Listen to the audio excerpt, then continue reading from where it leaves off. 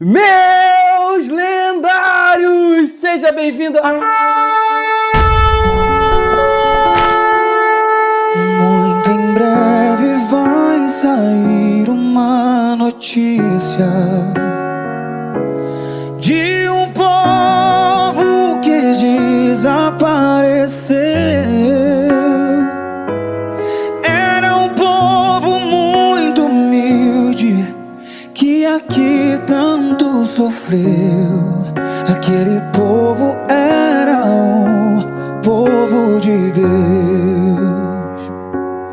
Onde está aquele povo barulhento? Onde está que não se vê nenhum irmão? Alguém com voz de lamento vai dizer neste momento: aquele povo foi embora pra Sião. Calma, gente, ainda não foi o arrebatamento. Eu ainda estou aqui, ainda sou Tiago Fernandes e seja bem-vindo à nossa EBD, Escola Bíblica Dominical, todos os domingos a partir das 9 horas da manhã. Nós estamos estudando a revista Palavra e Vida, revista de jovens e adultos da Convenção Batista Fluminense, ano número 17, número 70, quarto trimestre de 2021. Essa revista foi escrita pelo pastor Ronaldo Silveira Mota. E a lição de hoje é A Espera do Mestre, a primeira carta de Paulo aos Tessalonicenses. Vamos lá? Partiu, Tessalonicenses!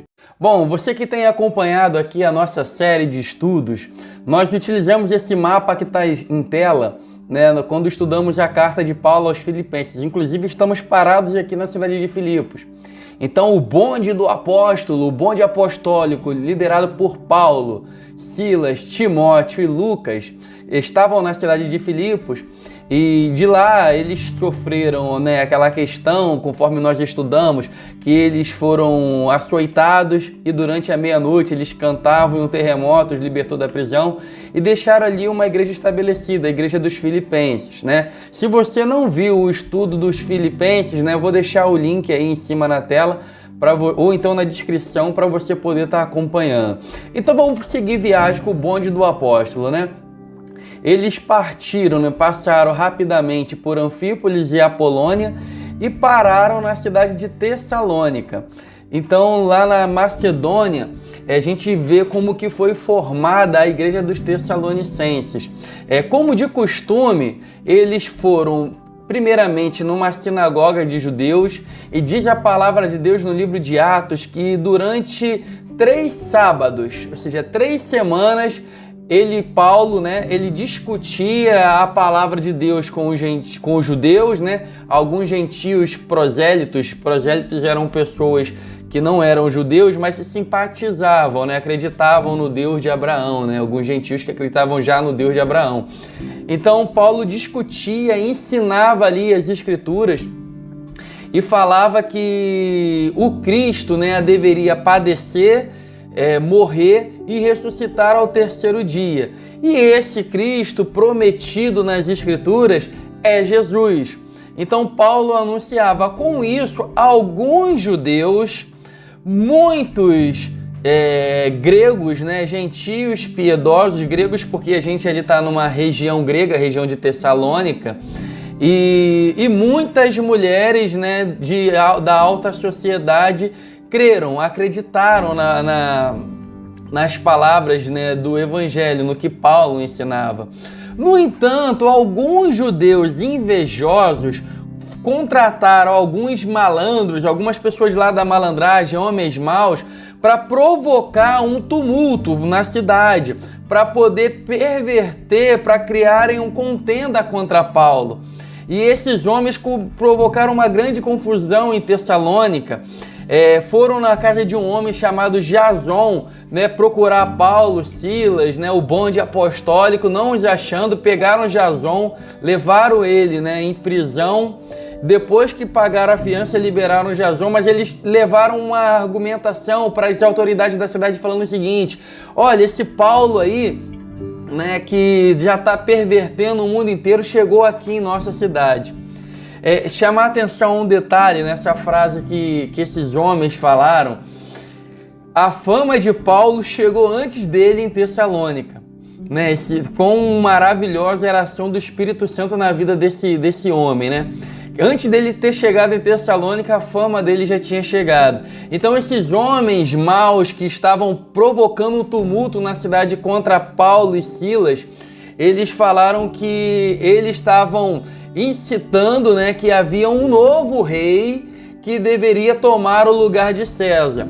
Tessalônica, né, era uma cidade que foi dada o direito de ser livre, né? Eles poderiam colocar suas autoridades, seus governantes, né?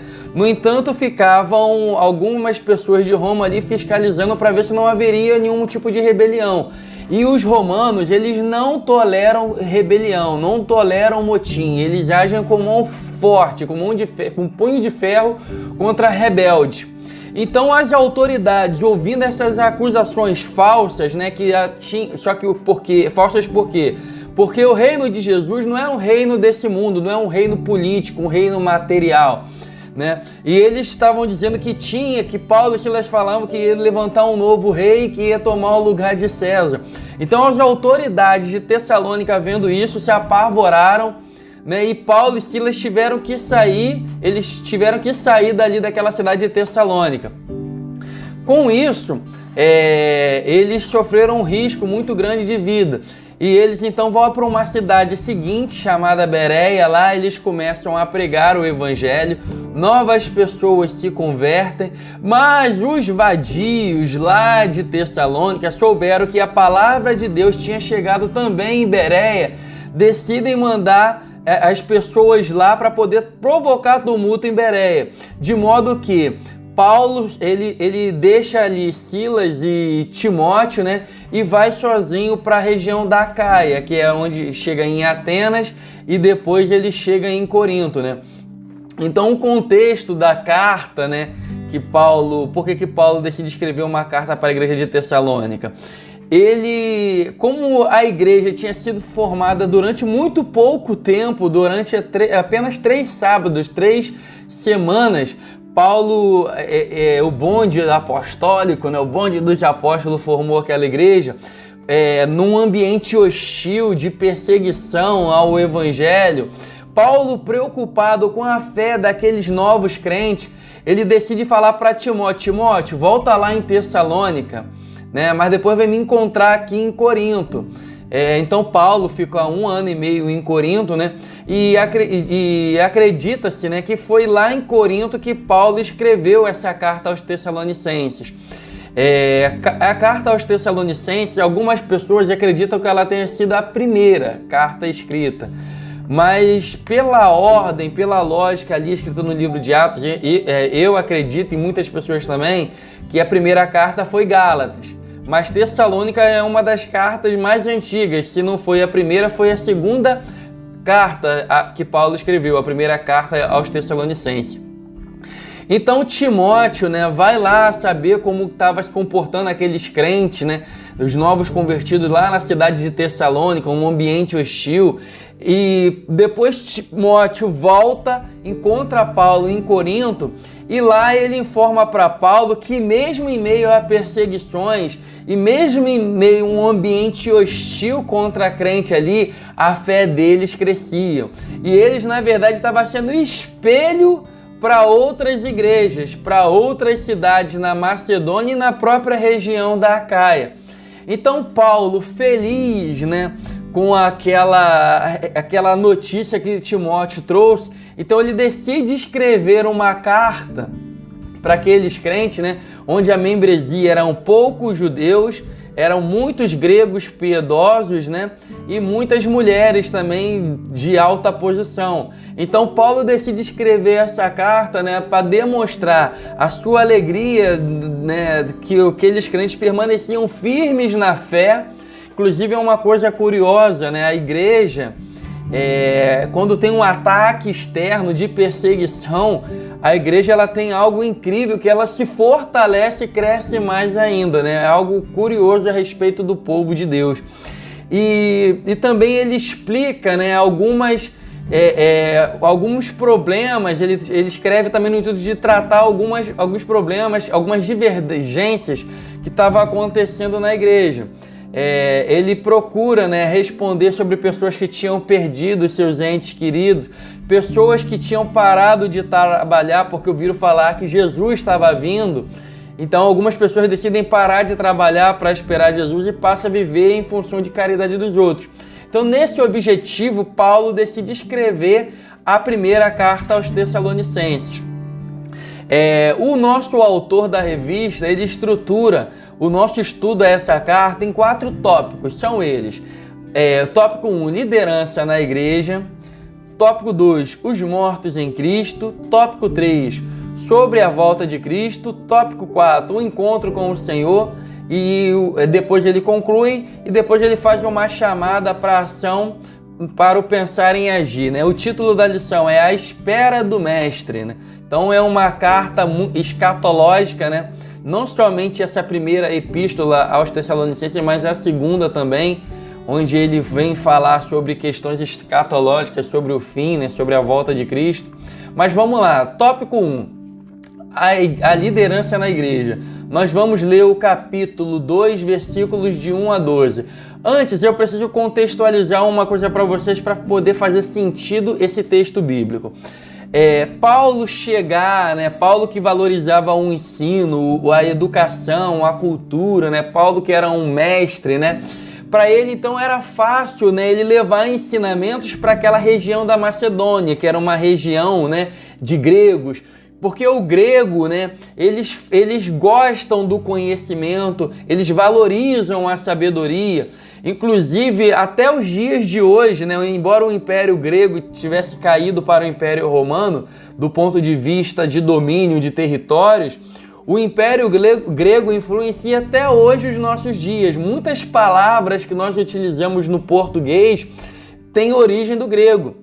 O grego valorizava muito a questão da cultura, da filosofia, do entendimento, do saber, né? Então existiam muitos mestres, né?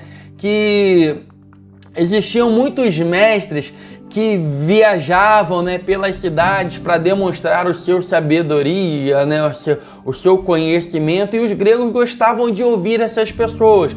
Mas sabe aquele tipo de pessoas que são arrogantes, né, porque sabem muito? Não, porque eu sei tudo, porque eu sou sabedor, eu sou doutor, eu tenho formação e não sei o quê, né? Então esses mestres arrogantes, né, para transferir os teus conceitos, né, eles eram muito habilidosos na questão da argumentação, da persuasão, né? Hoje em dia nós vivemos a época dos coaches, né, que também transmitem conhecimentos, né, vendem cursos, né? Então era como se fosse isso, né, antigamente. Então esses mestres, né, apresentavam os seus conhecimentos e com isso eles recebiam, né, viviam de cidade em cidade transmitindo seus conhecimentos e recebiam remuneração em virtude desse trabalho que eles exerciam de apresentar. Então Paulo chega numa cidade, né, num ambiente, né, nesse mesmo contexto. Só que Paulo, para se diferenciar dos demais, né, querendo que a sua mensagem fosse acessível a todos, Paulo, ele abdica do seu direito de ser apóstolo, né, de receber do evangelho, né, de ser sustentado pelos irmãos. Ele decide para promover, né, a pregação do evangelho, de levar ensinamento de forma gratuita. Paulo, ele começa a trabalhar. Ele, né, diz ali, né, no livro de Atos que Paulo, durante 3 sábados, ele ensinou nas sinagogas. Então Paulo, para que a mensagem pudesse chegar de forma gratuita aos irmãos, né, e se diferenciar, para que o evangelho chegasse de forma mais facilitada àquelas pessoas, ele então trabalha de dia e de noite para poder pregar o evangelho. Uma vez contextualizado, transportando vocês para aquela época, vai fazer sentido a leitura do texto bíblico agora. Diz assim, ó, capítulo 2, versículos de 1 a 12, diz assim, ó: Irmãos, vocês sabem que a visita que lhes fizemos não foi inútil.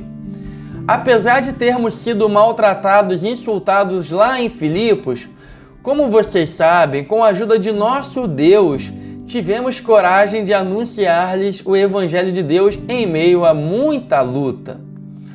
Pois nossa exortação não tem origem no erro, nem em motivos impuros, nem temos a intenção de enganá-los. Pelo contrário, como homens aprovados por Deus, a ponto de nos ter sido confiado por Ele o Evangelho, não falamos para agradar as pessoas, mas a Deus, que prova os nossos corações.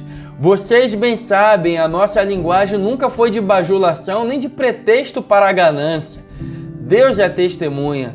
Nem buscamos reconhecimento humano, quer de vocês, quer de outros. Embora como apóstolo de Cristo, pudéssemos ter sido peso, tornamo-nos bondosos entre vós, como uma mãe que cuida dos próprios filhos. Sentindo assim tanta afeição por vocês, decidimos dar-lhes não somente o Evangelho de Deus, mas também a nossa própria vida, porque vocês se tornaram muito amados por nós. Então a gente vê aqui, eu queria destacar no capítulo 3, no versículo 3, melhor dizendo, pois nossa exortação não tem origem no erro nem em motivos impuros, nem temos intenção de enganá-los. Então aqueles mestres, que os tessalonicenses estavam habituados a ouvir, que tinham o desejo de bajular, falavam coisas que eles queriam ouvir, que na verdade falavam palavras falsas, Então Paulo diz que a motivação dele para estar ali não era por ganância, não era para poder pegar o dinheiro deles, mas a motivação dele era pura e verdadeira. No versículo 4, ele fala o seguinte, não falamos para agradar a pessoas, mas a Deus. Então Paulo não falava o que as pessoas gostariam de ouvir, mas sim o que elas precisavam ouvir. Então quando a pessoa está falando o que você quer ouvir, coisas que você...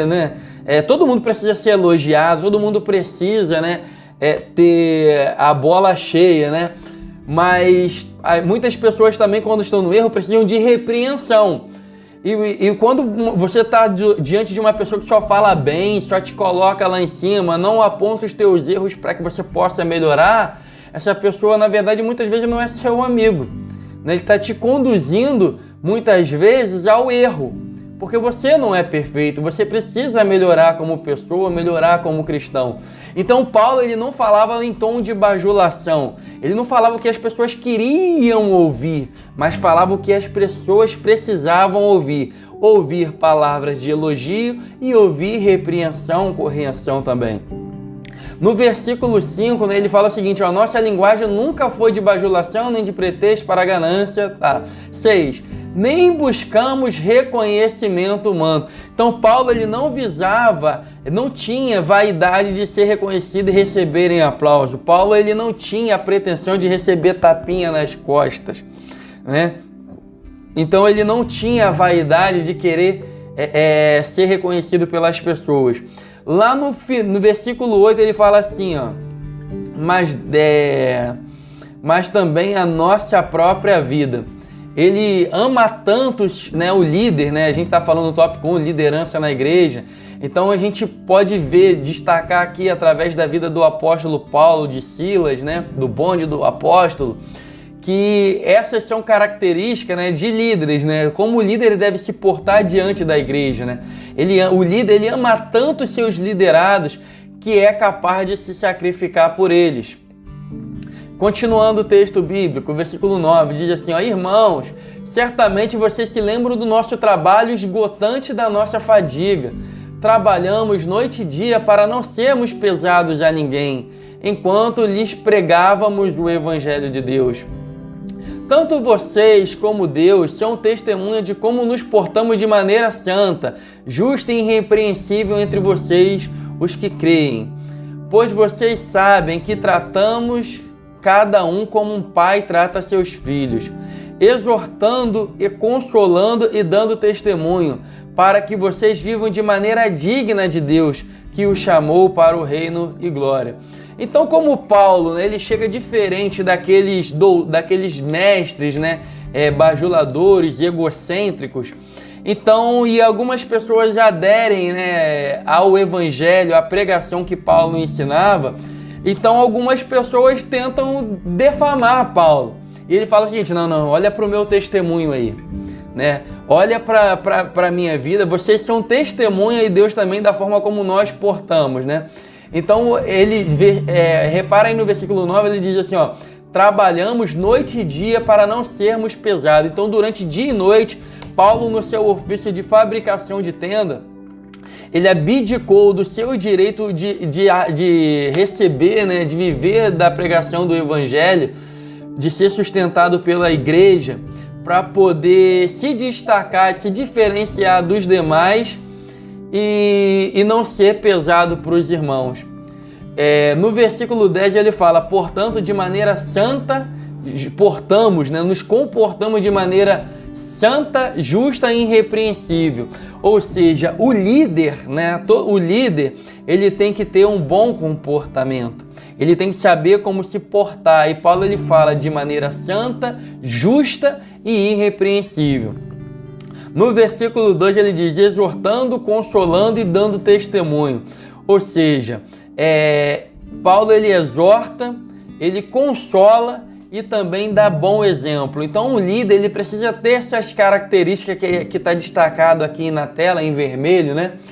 Algumas coisas que a gente observou. Então, nesse capítulo 2, versículo do 1 ao 12, né, Paulo mostra como que tem que ser uma postura de um líder, né, que se espera, um líder do povo de Deus.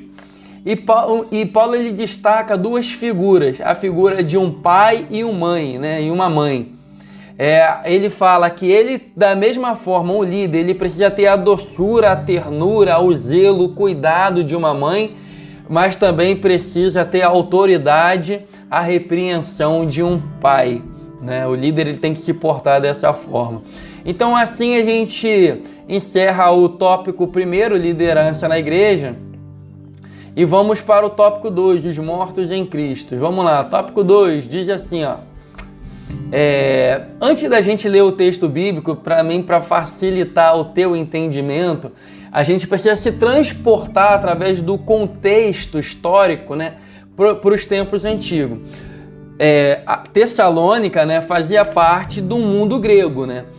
Os gregos, eles eram politeístas, eles tinham vários deuses, mas o principal, né, os três principais deuses, os mais poderosos, eram Zeus, que era o deus dos céus, Poseidon, que era o governador dos mares, e tinha Hades, que era um imperador do submundo. Então, como que funcionava o governo de Hades, né? Então, Hades, os seus súditos eram as pessoas que morriam, as pessoas que após a morte ia para o submundo, né, onde Hades reinava. Então, as pessoas, para ir para o reinado de Hades, não tinha que morrer apenas, tinha um ritual, né, fúnebre. Então, se vocês verem aqui uma imagem, né, as pessoas com uma moeda nos olhos, as pessoas tinham moedas nos olhos, porque essas moedas serviam para dar para o barqueiro que transportava as pessoas que tinham acabado de morrer, atravessava, né, para o reino de Hades. Se as pessoas não tivessem a moeda para poder pagar o barqueiro, isso é mitologia grega, tá, gente? Isso era o que os gregos acreditavam na época. Ou talvez acreditam até hoje, não sei. Mas enfim, o barqueiro, né, se não te recebesse esse pagamento dessas moedas, a pessoa era condenada a ficar vagando, acho que por 1000 anos, 100 anos, não lembro exatamente, na margem do rio, até que tivesse uma nova oportunidade para poder fazer a travessia lá para o submundo. Então as pessoas mortas, né, chegando, as almas, né, das pessoas chegando no submundo, elas eram julgadas por 3 juízes, que eram Eaco, Minos e Radamanto, né? Então eles eram os juízes do submundo. Então eles, julgando, eles diziam para onde as pessoas iam, porque lá no submundo existiam 3 lugares, né? Três níveis, onde essas pessoas iam após o julgamento desses juízes. Esses juízes, eles eram tão influentes que depois que eles tomavam a decisão, Hades dificilmente mudava, né, o que eles tinham decidido. Então os 3 lugares, né, do submundo, onde as almas eram destinadas após o julgamento, se chamava Tártaros, né, que era um local de sofrimento, que era um local de tormento, as pessoas que eram enviadas para lá eram pessoas que tinham feito coisas muito ruins durante a vida, né? Pessoas criminosas, pessoas muito malvadas, muito perversas. O segundo lugar, né, que as pessoas poderiam ir era chamado de Asfódelos, que eram pessoas que não tinham feito nada demais, pessoas mais ou menos, né? E era um local sombrio também. Era um local onde as almas ficavam vagando, né? De forma sem perspectiva nenhuma. Era um lugar bem sombrio também. Não era um local muito agradável para se ficar também, não. E o terceiro lugar era o Campos Elíseos. Lá poucas pessoas iam para aquele lugar. Eram pessoas que tinham cometido atos heróicos durante a vida, né? Tinham pessoas nobres. Então poucas pessoas tinham o direito de desfrutar desse lugar bom lá no Império de Hades, né? Que era o Campos Elíseos. A grande maioria mesmo, né? Ficava, após a morte, a sua alma sofria. Então o grego, né, na época, a perspectiva dele de morrer era um momento de tristeza, né? E para piorar, ainda tinha um cão chamado Cerberus, que era um cão de 3 cabeças, que era o cão, o amigo do homem, né? Diz que o cão é o melhor amigo do homem, né? Então até do Satanás também né? O Cérbero, né? Era um cão de 3 cabeças. Ele ficava ali na beira do rio, né? Esperando as pessoas que entrassem. Ele não se opunha às pessoas que vinham entrando lá no reino do submundo. Mas se alguém tentasse fugir, ele era implacável. Ele era terrível. Então não dava para fugir, né, do submundo. Então quem morreu não tinha condição nenhuma de voltar, né? Então a verdade é que a pessoa que quando morresse não tinha perspectiva nenhuma. As pessoas ficavam tristes ao morrer, né? Então os irmãos de Tessalônica, né, depois que Paulo fundou a igreja, alguns irmãos vieram a morrer, né? Vieram a dormir, que é a expressão que Paulo usa, né? Então, por isso, né, para poder confortar, Paulo falou assim, pô, cara, esquece esse negócio de mitologia aí. E aí faz sentido, com base nesse contexto, né, ler o versículo 13 agora do capítulo 4, né, os mortos em Cristo. Paulo fala o seguinte, ó: irmãos, não queremos que vocês sejam ignorantes quanto aos que dormem, para que não se entristeçam como os outros que não têm esperança. Então os gregos, né, que não tinham a mesma fé, que não criam em Jesus, que não haviam se convertido, a perspectiva deles em relação à morte era terrível. Era ir para o submundo, para o reinado de Hades e ali perecer eternamente, sofrer eternamente. Porque poucas pessoas iam para o Elíseos, a grande maioria era condenada, então não tinha esperança para aquelas pessoas. Então Paulo fala assim, gente, calma aí, gente, vocês que estão em Cristo, eu não quero que vocês fiquem sem saber do destino de vocês após a morte. Então por isso ele diz aí nesse versículo 13, não quero que sejais ignorantes, porque que não sejam como os que não têm esperança. Vocês têm uma esperança, né? Continuando o texto bíblico aí, né? Isso já indo para o tópico 3, versículo 14. Se cremos que Jesus morreu e ressuscitou, cremos também que Deus trará, mediante Jesus e juntamente com ele, aqueles que neles dormiram. Dizendo a vocês, pela palavra do Senhor, que nós, os que estivermos vivos, os que ficarmos até a vinda do Senhor, certamente não precederemos os que dormem. Pois dada a ordem com a voz do arcanjo e o ressoar da trombeta, o próprio Senhor descerá do céu e os mortos em Cristo ressuscitarão primeiro. Depois disso, os que estivermos vivos seremos arrebatados juntamente com Ele nas nuvens para o encontro do Senhor nos ares, e assim estaremos com o Senhor para sempre. Consolem-se uns aos outros com essas palavras. Então Paulo ele diz o seguinte, lá em Apocalipse, né, saindo um pouquinho de Tessalonicenses, o apóstolo João ele teve uma visão, né, teve um monte de visão, mas ele teve a visão das 7 trombetas, né, 7 anjos que tocavam as trombetas. Toca a primeira trombeta, pum, tragédia. A segunda, a terceira. Na 7ª trombeta, que é essa trombeta aqui que é mencionada por Paulo, quando o anjo toca a trombeta, olha o som da trombeta, né? O Senhor vem nos ares, há uma escuridão, Jesus fala sobre isso lá em Mateus capítulo 24, que vai haver um estrondo, Jesus vai vir nos ares, e as pessoas que morreram, né, que dormiram em Cristo, eles ressuscitarão primeiro. E elas ressuscitarão com um corpo glorificado. Então Paulo, essa questão do corpo glorificado, ele fala melhor sobre a ressurreição em 1 Coríntios capítulo 15. Inclusive, nós já fizemos estudos falando desse tópico aí em 1 Coríntios capítulo 15. Se você não viu, posso deixar o link para você aqui, beleza? Então, em 1 Coríntios capítulo 15, né, as pessoas terão o corpo glorificado, então não terão mais um corpo perecível, um corpo sujeito à doença, um corpo sujeito ao pecado, né?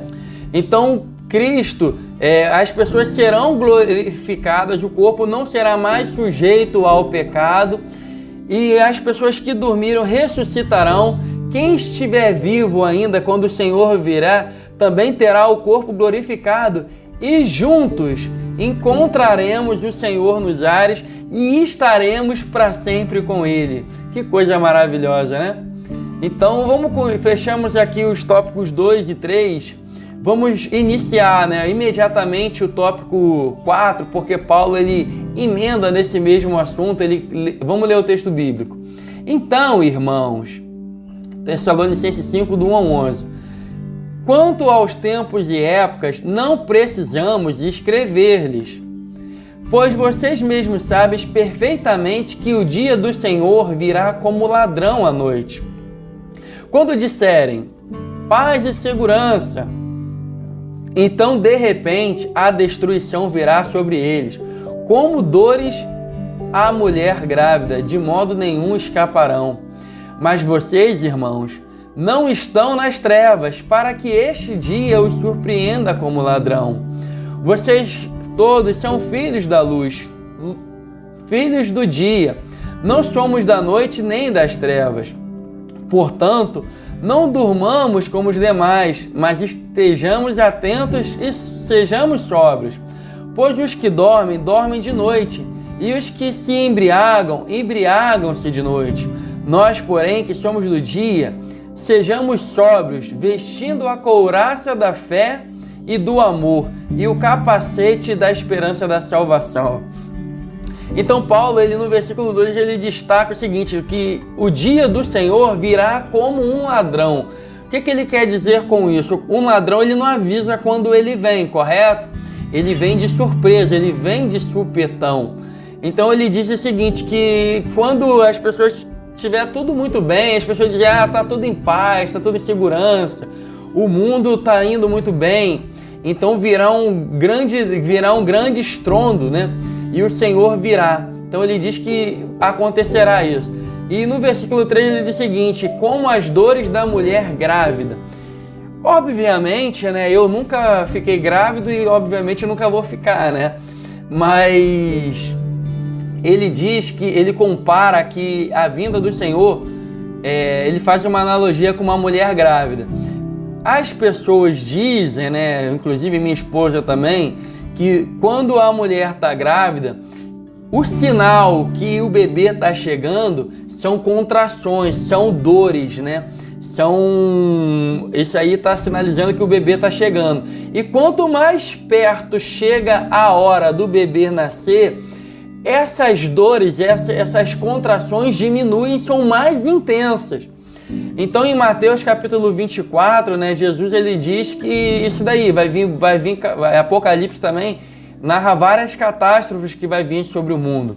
E que quanto mais perto chegar o dia da vinda dele, que esses intervalos dos fenômenos naturais que vinham acontecendo vai ser num intervalo de tempo muito curto entre um e outro até chegar o momento em que ele vir. Então ele faz uma analogia, né, com o momento da mulher grávida e diz que é inevitável. Quando o neném tem para vir, não tem como mudar mais. Ele vai vir, né? E ele destaca também, ele tranquiliza os crentes. Ele diz no seguinte, no versículo 4, ele diz: mas vocês, irmãos, não estão em trevas. Então o ladrão, né, tipo assim, a analogia que ele faz de um ladrão, o ladrão só vai surpreender quem não está preparado. Ou seja, ele vai vir, ele vai surpreender o mundo que está em trevas, o mundo que não espera a vinda dele. Mas para nós que estamos na luz, nós que estamos esperando, que aguardamos ansiosos pela vinda dele, nós não seremos surpreendidos, entendeu? Então ele fala, vocês não estão em trevas, para que esse dia surpreenda como um ladrão. No versículo 8, ele diz o seguinte: nós, porém, que somos do dia, né, sejamos sóbrios, vestindo a couraça da fé, do amor e do capacete da esperança da salvação. Então Paulo ele usa como exemplo, né, como figuras, né, instrumentos de guerra. Ora, você não vai botar roupa de guerra se você não estiver guerreando.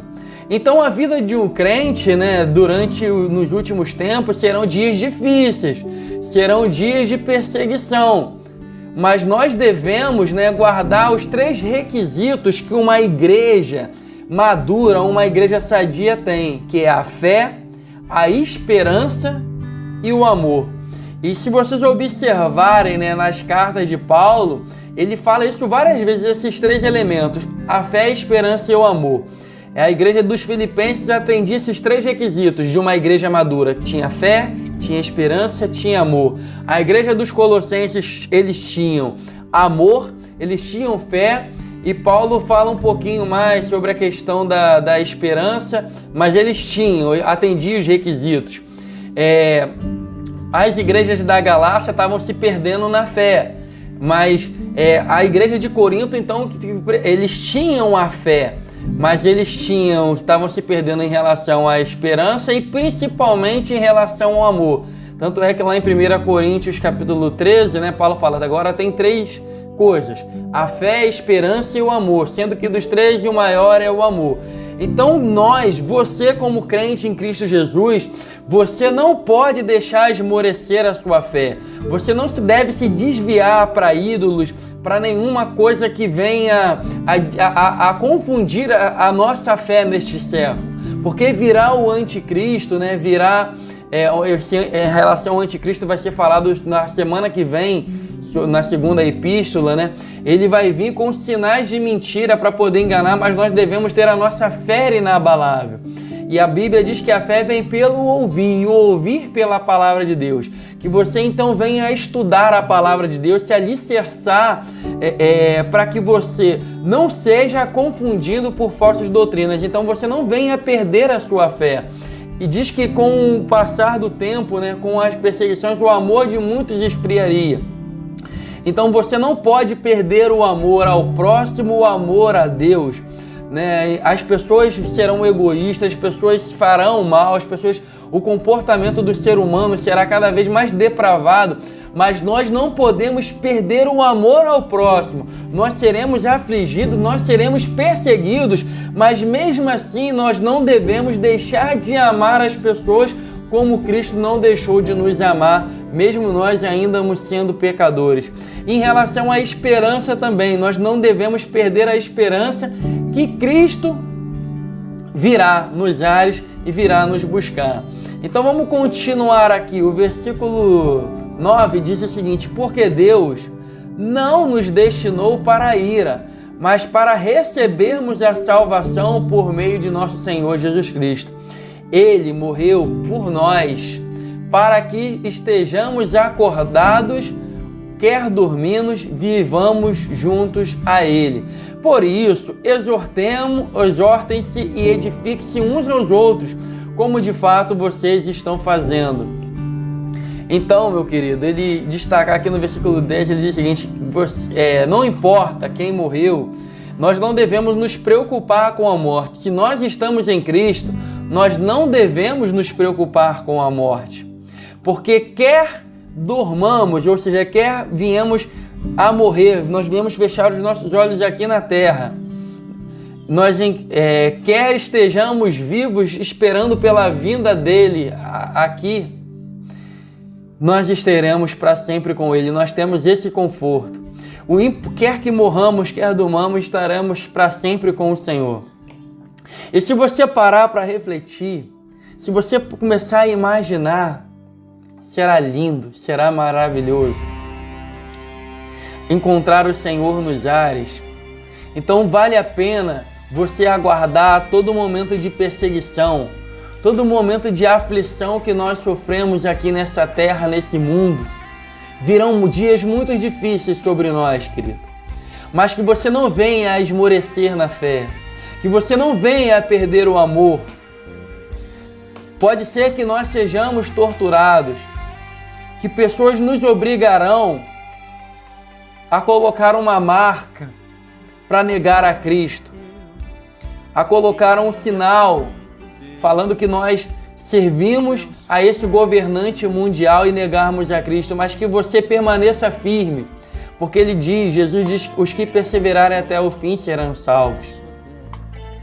E se você fechar os seus olhos e começar a imaginar o Senhor vindo nos céus, a trombeta soando, o nosso corpo de pecado, o nosso corpo que muitas vezes nos entristece porque a gente quer fazer o bem, mas a gente acaba fazendo o mal.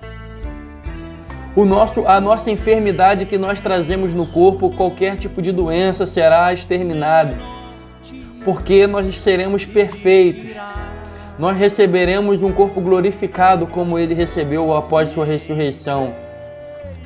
E nós podemos estar para sempre com ele nos ares. E não haverá mais choro, não haverá mais sofrimento. Nós não precisaremos mais do sol, porque a sua glória irá nos iluminar. Então permaneça firme, meu querido. Não abandone a fé. Não deixe esfriar o seu amor. E aguarde a vinda do Senhor, porque Ele virá nos ares e nos levará para sempre com eles. Amém. Deus te abençoe.